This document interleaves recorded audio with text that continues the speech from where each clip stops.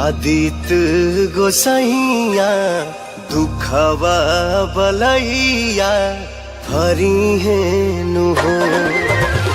आदित गोसैया दुखवा बलैया हरि आदित गोसाइया दुखवा बलैया हरि हेनु